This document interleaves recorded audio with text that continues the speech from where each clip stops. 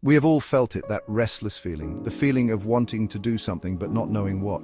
This is boredom, a universal human experience. It can strike us at any time. It can be a fleeting feeling or a persistent state. But why do we get bored? What is the purpose of this feeling?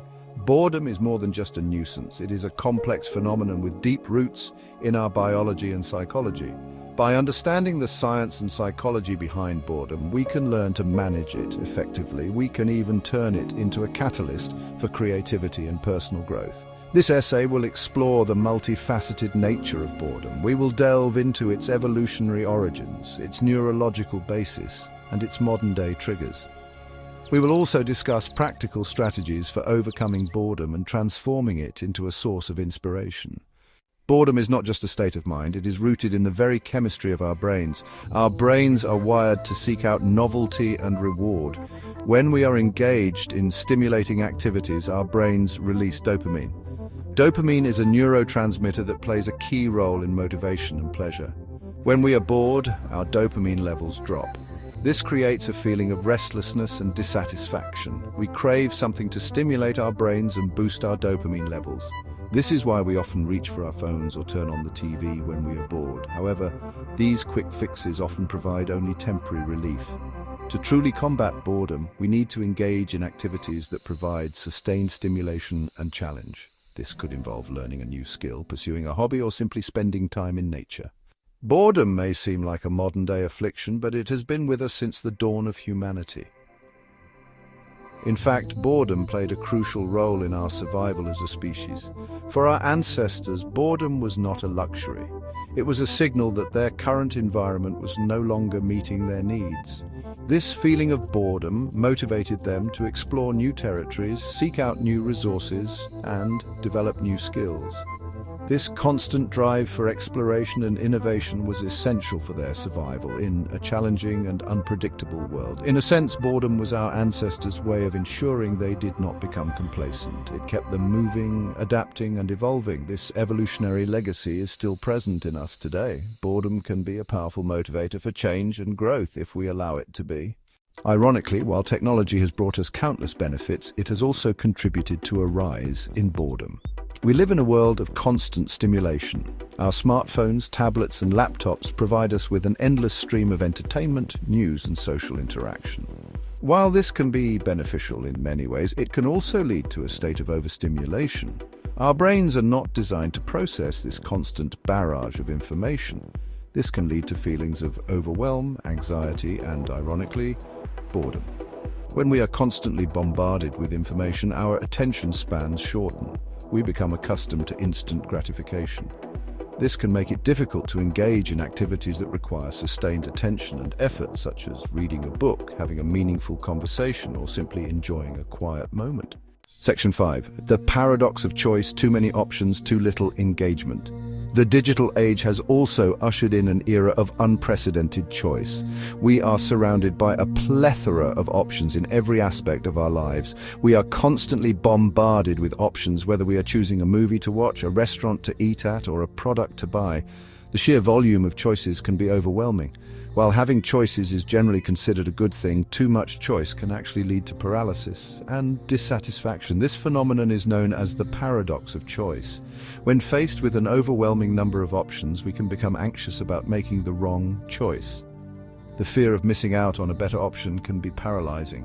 We may also feel pressure to try everything, which can prevent us from fully committing to and enjoying any one thing.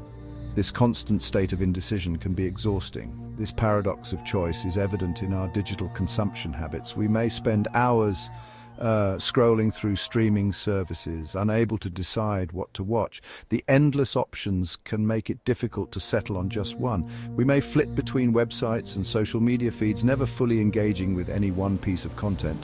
This lack of engagement can leave us feeling disconnected. We may think we are multitasking, but in reality, we are spreading our attention too thin, never fully engaging with any one piece of content. This constant grazing can leave us feeling empty and unfulfilled, even if we have technically consumed a lot of content. The paradox of choice can lead to a sense of dissatisfaction and a lack of fulfillment. It's important to recognize this paradox and find ways to manage our choices to enhance our overall well-being and satisfaction. Section 6. Mindfulness as an antidote, reconnecting with the present moment. So how do we combat the boredom and overstimulation of the digital age? In a world where our attention is constantly being pulled in multiple directions, it can be challenging to find moments of peace and clarity. One powerful antidote is mindfulness. This ancient practice has been embraced by many as a way to reconnect with the present moment and find inner calm. Mindfulness is the practice of paying attention to the present moment without judgment. It involves being fully aware of our thoughts, emotions, and sensations as they arise, without trying to change or control them. It is about slowing down, tuning into our senses, and simply observing our thoughts and feelings without getting carried away by them. By doing so, we can create a space between our experiences and our reactions, allowing us to respond more thoughtfully. Practicing mindfulness can help us to break free from the cycle of overstimulation and boredom. It encourages us to be present and engaged with whatever we are doing, whether it's a mundane task or a moment of relaxation. When we are mindful, we are less likely to reach for our phones or turn on the TV out of habit. Instead, we become more intentional with our actions and choices. We are more likely to appreciate the simple things in life, such as the taste of our food, the sound of birdsong, or the feeling of the sun on our skin. These small moments of joy can have a profound impact on our overall well-being, or the feeling of the sun on our skin. By being present, we can fully experience and savor these moments, making them more meaningful. Mindfulness can also help us to develop a healthier relationship with technology. Instead of mindlessly scrolling through social media or binge-watching shows, we can use technology in ways that enhance our lives. Rather than using technology to escape boredom, we can learn to use it more intentionally and mindfully. This might mean setting specific times for checking emails or social media, and then putting our devices away to focus on other activities.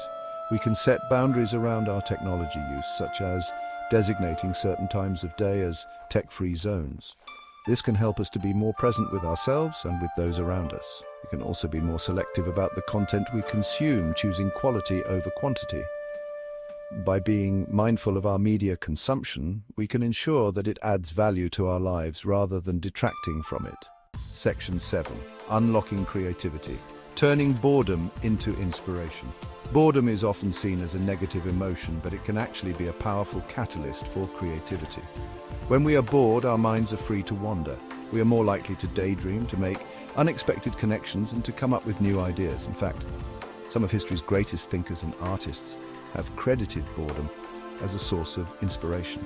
For example, Albert Einstein famously said, "The monotony and solitude of a quiet life stimulates the creative mind." Similarly, the artist Pablo Picasso once said, "Inspiration exists, but it has to find you working." The key is to embrace boredom as an opportunity for exploration and experimentation. Rather than trying to fill every spare moment with activity, we can allow ourselves to simply be bored. We can create space in our lives for unstructured time, where we can let our minds wander freely. Section 8. Setting goals. Finding purpose and direction. Another effective way to combat boredom is to set goals. When we have goals, we have a sense of purpose and direction. We are less likely to feel bored because we have something to strive for. Our goals can be big or small, short-term or long-term. The important thing is that they are meaningful to us. Setting goals can help us to stay motivated and engaged in life. When we achieve a goal, we experience a sense of accomplishment and satisfaction.